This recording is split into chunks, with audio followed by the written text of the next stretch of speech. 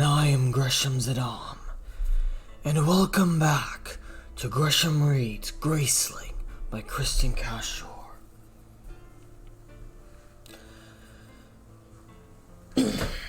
So, the last time we learned of a council formed by and around Katsa. A council that honestly planned to be just centered in that kingdom, but has spread far to the others, with the exceptions of the Lined Kingdom and the Kingdom of Monsi.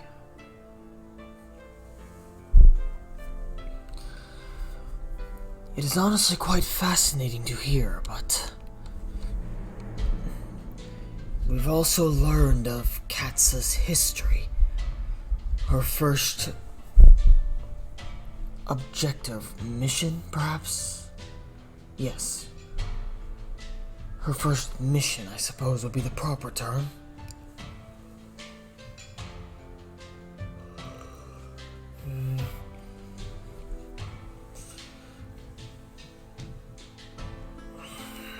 And it also seems that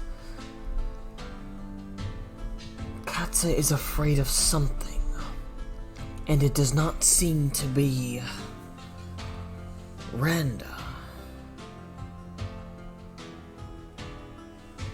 but rather something else that we don't know yet.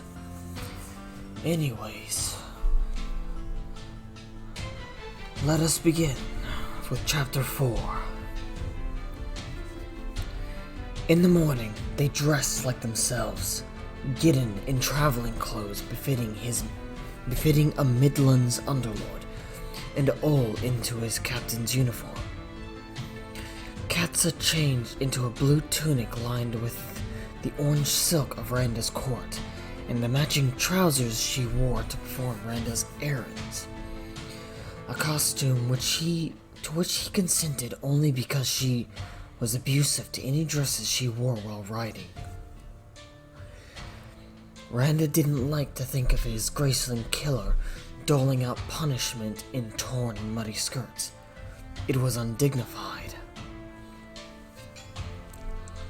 Their business in Estil was with an Estilan border lord who had arranged to purchase lumber from the southern forests of the Midlands.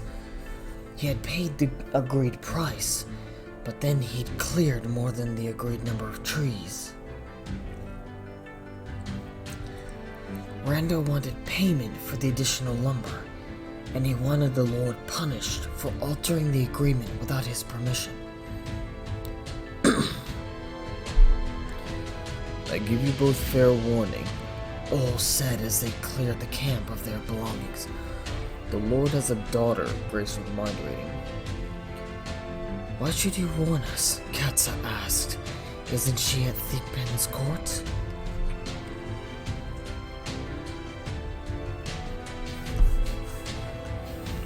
King Thigpen has sent her home to her father.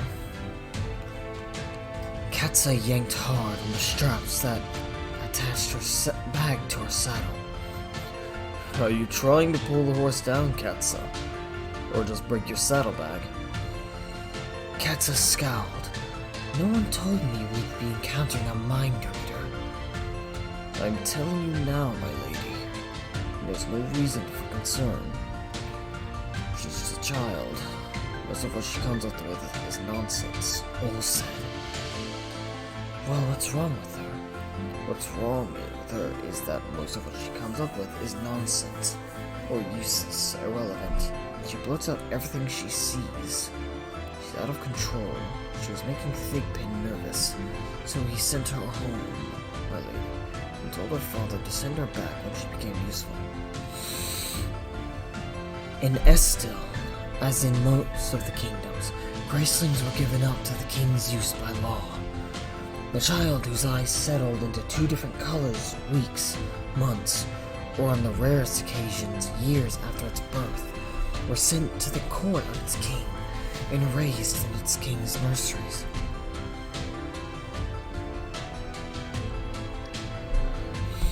If its grace turned out to be useful to the king, the child would remain in his service. If not, the child would be sent home, with the court's apologies, of course, because it was difficult for a family to find use for a Graceling, especially one with a useless grace, like climbing trees, or holding one's breath for an impossibly long time, or talking backwards. The child might fare well in a farmer's family,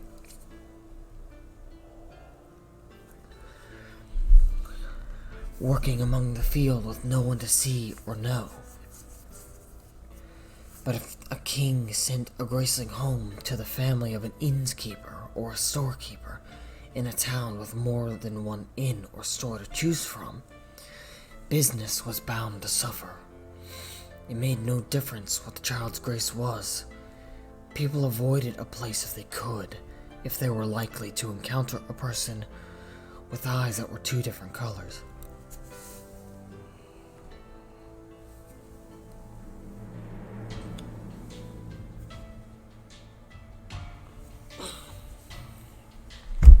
Thigpen's a fool not to keep a mind reader close, Gideon said.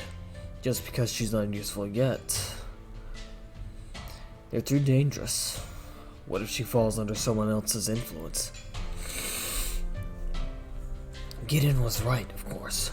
Whatever else the mind readers might be, they were almost always valuable tools for a king to wield. But Katza couldn't understand why anyone would want to keep them close. Randa's chef was graced, and his horse handler, and his winemaker, and one of his court dancers. He had a juggler who could juggle any number of items without dropping them. He had several soldiers, no match for Katza, but graced with sword fighting. He had a man who predicted the quality of next year's harvest. He had a woman brilliant with numbers, the only woman working in a king's courthouse, counting house in all 7 kingdoms. He also had a man who could tell your mood just by putting his hands on you. He was the only Graceling of Randa's who repelled Katza, the only person in court besides Randa himself whom she took pains to avoid.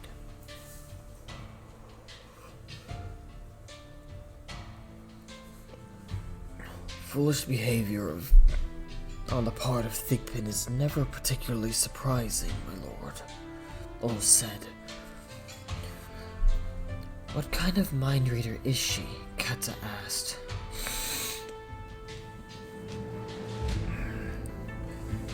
They're not sure, my lady. She's so unformed, and you know how the mind readers are. Their grace is always changing and so hard to pin down. Adults before they've grown into their full power. But it seems as if this one reads desire. She knows what it is other people want. And then she'll know I'll want to knock her senseless if she so much as looks at me. Katza spoke the words into the mane of her horse. They were not for the ears of her companions, for them to pull apart and make a joke of.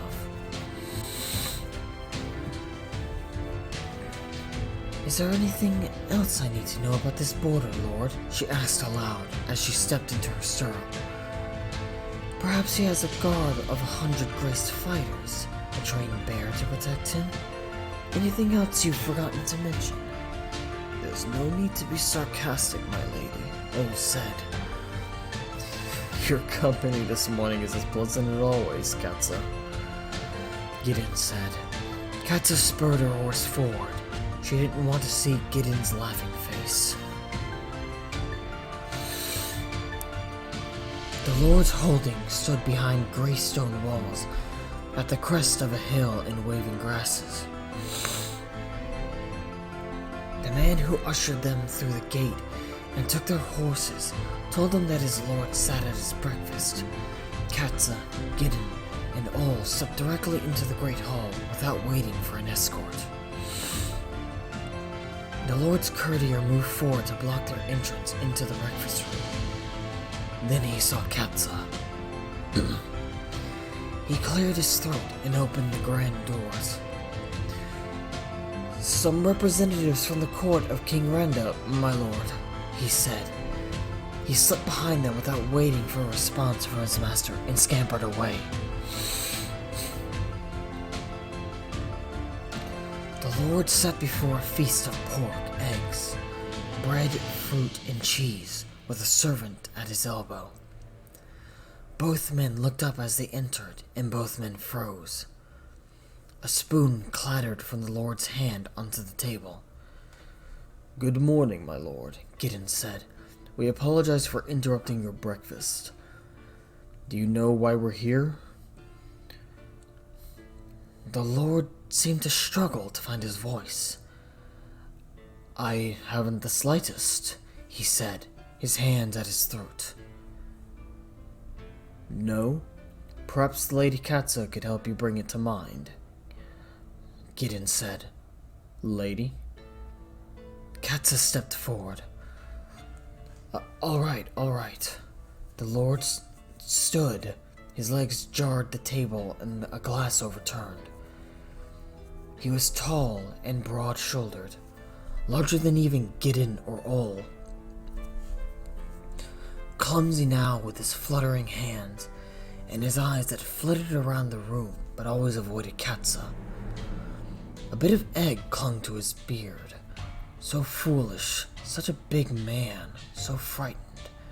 Katza kept her face expressionless, so that none of them would know how much she hated this. "Ah, you've remembered," Gideon said. "Have you? You remembered why we're here?" "I believe I owe you money," the lord said. "I imagine you've come to collect your debt?"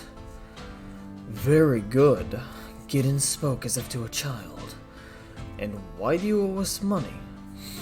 "The agreement was for how many acres of lumber? Remind me, Captain."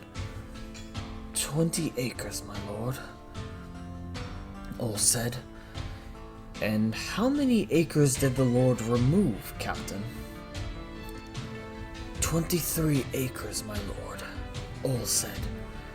23 acres, Gideon said. "That's a rather hefty difference, wouldn't you agree?" A terrible mistake. The lord's attempt at a smile was pained.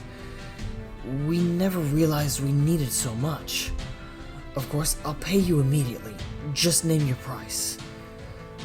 "You've caused King Renda no small inconvenience," Gideon said.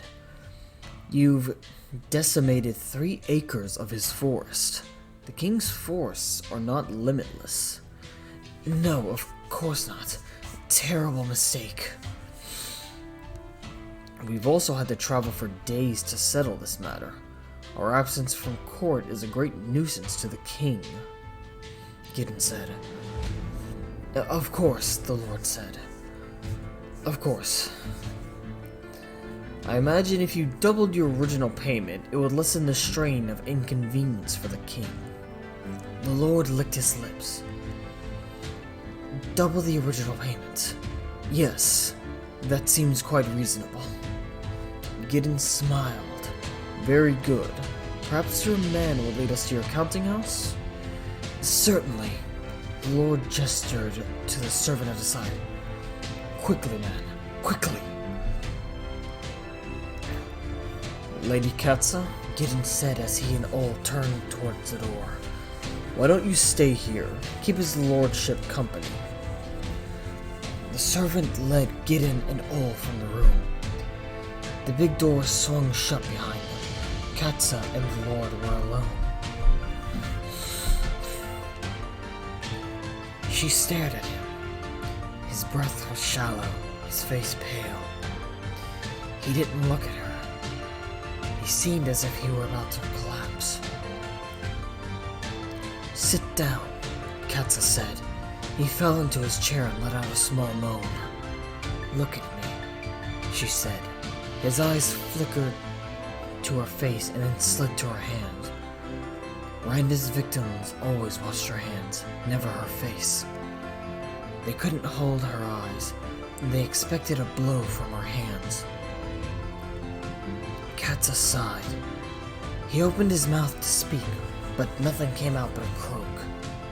"I can't hear you," Katsa said. He cleared his throat. "I have a family. I have a family to care for. Do what you will, but I beg you not to kill me." "You don't want me to kill you for the sake of your family." A tear ran into his beard. "And for my own sake, I don't want to die." Of course he didn't want to die. For 3 acres of woods. "I don't kill men who steal 3 acres of lumber from the king," she said, "and then pay for it dearly in gold. It's more the sort of crime that warrants a broken arm or the removal of a finger." She moved towards him and pulled her dagger from its sheath. He breathed heavily, staring at the eggs and fruit on his plate. She wondered if he would vomit or begin to sob. But then he moved his plate to the side, and his overturned glass and his silver. He stretched his arms onto the table before him. He bent his head and waited. A wave of tiredness swept over her. It was easier to follow Randa's orders when they begged or cried, when they gave her nothing to respect. And Randa didn't care about his forests. He only cared about the money and the power. Besides, the forests would grow back one day. Fingers didn't grow back. She slipped her dagger back into its sheath. It would be his arm then, or his leg, or perhaps his collarbone. Always a painful bone to break. But her own arms were as heavy as iron, and her legs didn't seem to want to propel her forward. The Lord drew one shaky breath, but he didn't move or speak. He was a liar, and a thief, and a fool. Somehow, she could not get herself to care. Katsa sighed sharply. "I grant that you are brave," she said, "though you didn't seem it at first." She sprang to the table and struck him on the temple, just as she had done with Murgon's guards. He slumped and fell to his chair. She turned and went to wait in his great stone hall for Gideon and Old to return with the money. He would wake with a headache, but nothing more. If Randa heard what she had done, he'd be furious.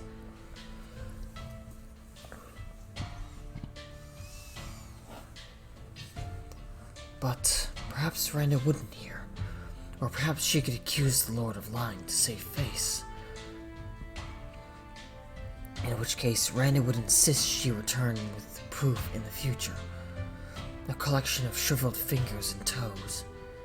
What that would do for her reputation. It didn't matter. She didn't have the strength today to torture a person who didn't deserve it. A small figure came tripping into the hall then. Katsa knew who she was, even before she saw the girl's eyes. One yellow as the squash that grew in the north, and one brown as a patch of mud. This girl she would hurt.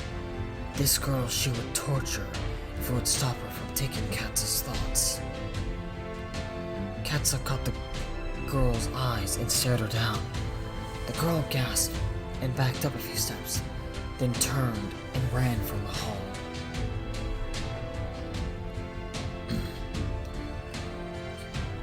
That was chapter 4. As we still have time, I will continue with chapter 5.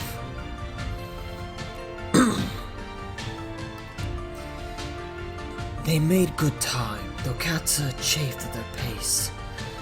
Katsa feels that to ride a Katsa feels that to ride a horse at anything but breakneck speed is a waste of the horse, Gideon said. I only want to know if Raffin has learned anything from the lineed grandfather. Don't worry, my lady, Ol said. We'll reach the court by evening tomorrow, as long as the weather holds. The weather held through the day and into the night, but sometime before dawn, clouds blotted out the stars above their camp. In the morning, they broke camp quickly and set out with some trepidation.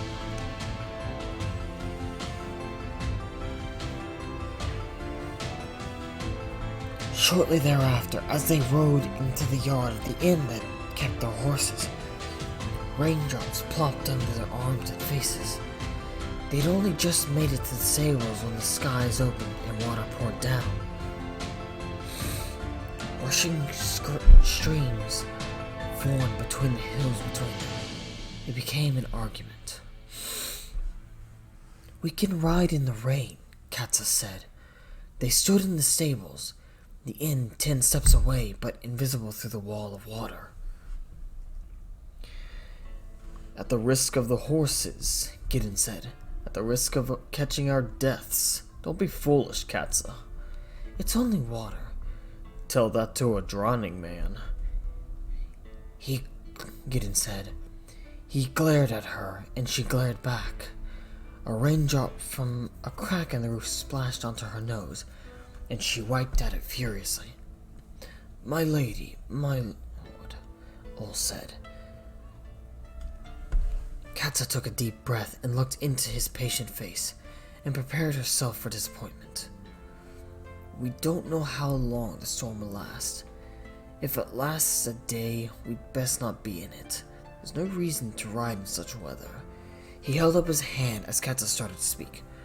No reason we could give to the king without him thinking us mad. But perhaps it'll only last an hour, in which case we'll have only lost an hour. Katsa crossed her arms and forced herself to breathe. It doesn't look like the kind of storm that lasts an hour. Then we'll inform the innkeeper we're in need of food and rooms for the night, Ol said.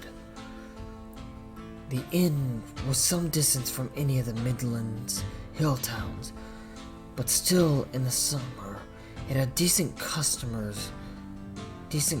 from merchants and travelers. It was a simple square structure with kitchens and eating rooms below and 2 floors of rooms above. Plain, but neat and serviceable. Katsa would have preferred no fuss to have been made over their presence. But of course, the inn was unaccustomed to housing royalty, and the entire family threw itself into a dither in an attempt to make the king's niece, the king's underlord, and the king's captain comfortable. Against Katsa's protests, a visiting merchant had moved from his room so that she might have the view from his window.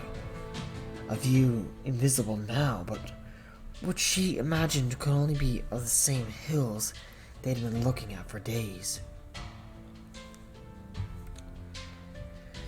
Katsa wanted to apologize to the merchant for uprooting him. She sent Ol to do it at the midday meal. When Ol directed the man's attention to Katsa's table, she raised her cup to him. He raised his cup back and nodded his head vigorously, his face white and his eyes white as plates.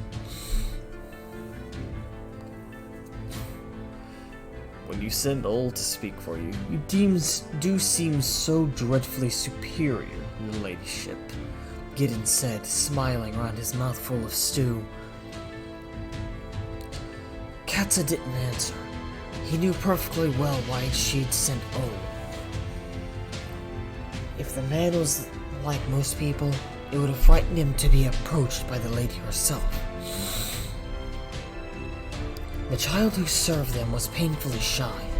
She spoke no words, just nodded or shook her head in response to their requests.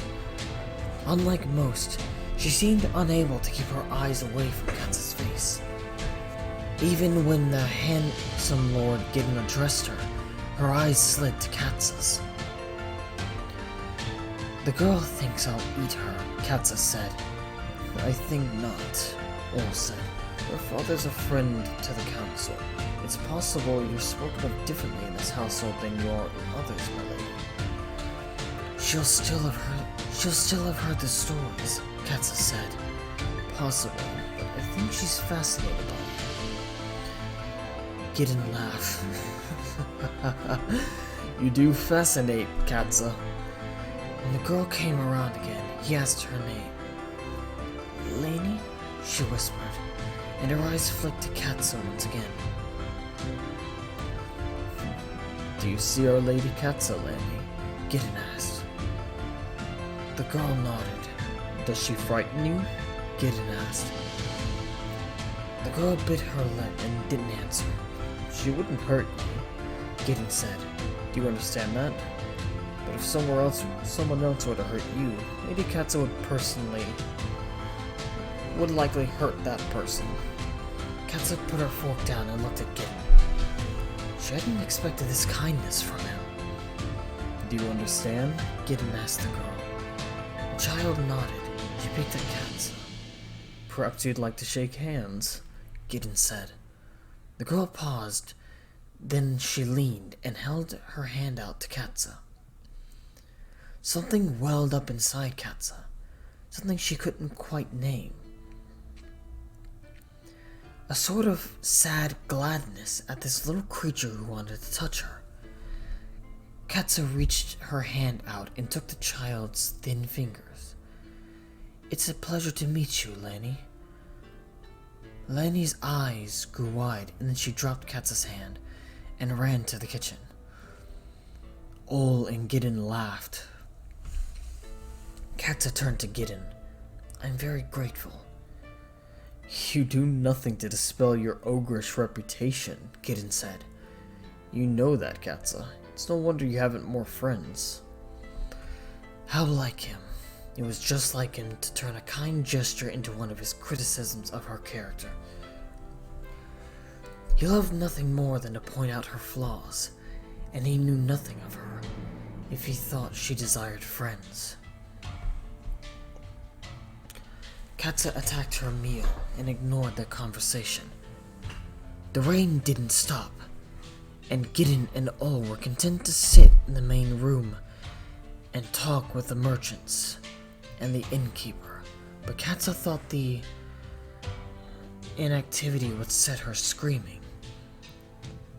She went out to the stables only to frighten a boy, a little bigger than Lainey, who stood on a stool in one of the stalls and brushed down a horse. Her horse, she saw, as her eyes adjusted to the dim light. "I didn't mean to startle you," Katsa said. "I'm only looking for a space to practice my exercises." The boy climbed from his stool and fled. Katsa threw her hands into the air. Well, at least she had the stables to herself now. She moved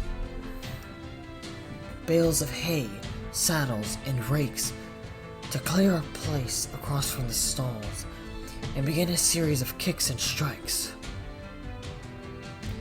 She twisted and flipped, conscious of the air, the floor, the walls around her, the horses.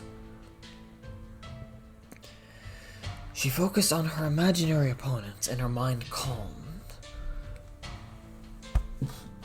Excuse me. At dinner, Ol and Gideon had interesting news. King Murgon has announced a robbery, Ol said. 3 nights past. Has he? Katsa took in Ol's face and then Gideon's.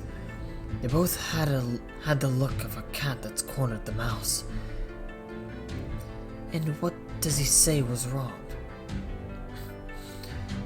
He says only that a grand treasure of the court was stolen. Great skies, Katsa said. And who said to have robbed him of this treasure? Some say it was a Graceling boy, Ol said. Some kind of hypnotist who put the king's guards to sleep. Others talk about a Graceling man the size of a monster. A fighter who overcame the guards one by one. Gideon laughed outright, and all smiled into his supper. What interesting news, Katza said. And then, hoping she sounded innocent, did you hear anything else? Their search was delayed for hours, Gideon said. Because at first they assumed someone at court was to blame. A visiting man who happened to be a Graceling fighter. He lowered his voice. Forgive me. He lowered his voice. Can you believe it? What luck for us. Katza kept her voice calm. What did he say, this Graceling? Apparently nothing helpful, Gideon said. He claimed to know nothing of it. What did they do to him? I have no idea, Gideon said. He's a Graceling fighter. I doubt they were able to do much of anything. Who is he? Where is he from? No one said. Gideon elbowed her. Katza, come on. You're missing the point. It makes no difference who he is. He lost hours questioning this man. By the time they began to look elsewhere for the thieves, it was too late. Katza thought she knew better than Gideon or Old why Murgon had spent so much time grilling this particular Graceling. And also why he'd taken pains not to publicize from where the Graceling came from. Murgon wanted no one to suspect that the stolen treasure was Tilif, that he'd held Tilif in his dungeons in the first place. And why had the lion-headed Graceling told Murgon nothing? Was he protecting her? This cursed rain had to stop, so that they could return to the court and to Raven. Katza drank, then she lowered her cup to the table. What a stroke of luck for the thieves. Gideon grinned. Indeed. And have you heard any other news? The innkeeper's sister has a baby of 3 months. They had a scare the other morning. They thought one of its eyes had darkened, but it was only a trick of the light. Fascinating. Katza poured gravy onto her meat. The Monsian Queen is grieving terribly for grandfather Tilif, Gideon said. A Monsian merchant spoke of it. I'd heard she wasn't eating, Katza said. It seemed to her a foolish way to grieve. There's more, Gideon said. She's closed herself and her daughter into her rooms. She permits no one but her handmaiden to enter, not even King Lek. That seemed not only foolish, but peculiar. Is she allowing her daughter to eat? The handmaiden brings them meals, Gideon said, but they won't leave the rooms. Apparently the king is very patient about it. It will pass. There's no saying what grief will do to a person, Ol said. It will pass when her father is found. The council would keep the old man hidden for his own safety, until they learn the reason for his kidnapping. But perhaps a message could be sent to the Monsian Queen to ease her strange grief. Katza determined to consider it. She will bring it up with Gideon and Ol when they could talk safely. She's Lined, Gideon said. They're known to be odd people. It seems very odd to me, Katza said. She'd never felt grief, or if she had, she didn't remember. Her mother, Randa's sister, had died of a fever before Katza's eyes had settled. The same fever that had taken Raffin's mother, Randa's queen. Her father, a northern Midlands border, had been killed in a raid across the border. It had been a western raid on a Nandarin village.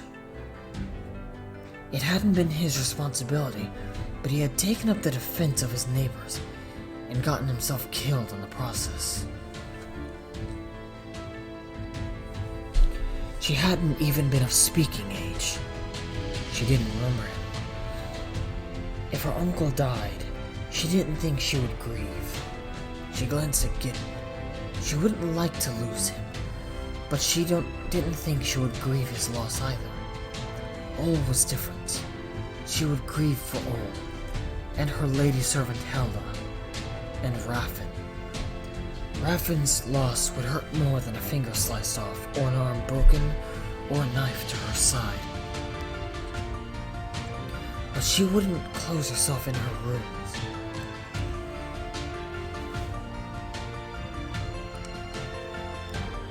She would go out and find the one who had done it, and then she would make the person feel pain as no one had ever felt pain before. Gideon was speaking to her, and she wasn't listening. She shook herself. What did you say? I said, Lady Dreamer, that I believe the sky is clearing. You'll be able to set out at dawn if you like. They would reach court before nightfall. Katza finished her meal quickly and ran to her room to pack her bags.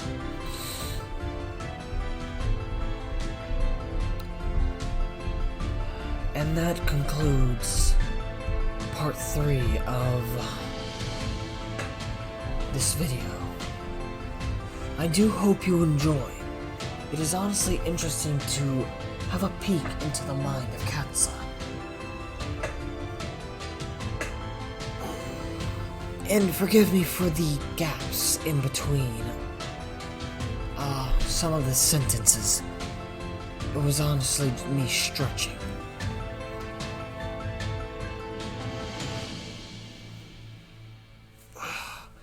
Sitting in this chair is a bit straining on the body in ways that aren't really stressful, but more along the lines of cramping, I suppose, would be either cramping or stiffening slightly. Yes, stiffening is the proper description for it. But anyways, I do hope you enjoyed this story so far, as I know that I am.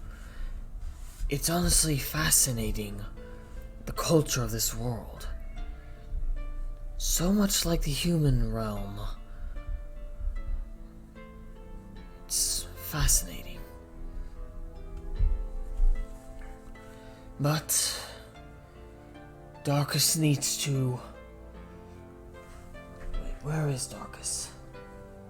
Darkus, where are you? I'm over here. About to get ready to cook us some lunch. It is a bit early, but I suppose that's not a bad thing. Yeah, I figured I'd go ahead and get it started early. You done over there? Yes, I believe I am. I'm just about to call the video. Alright. Anyways, thank you all so much for watching.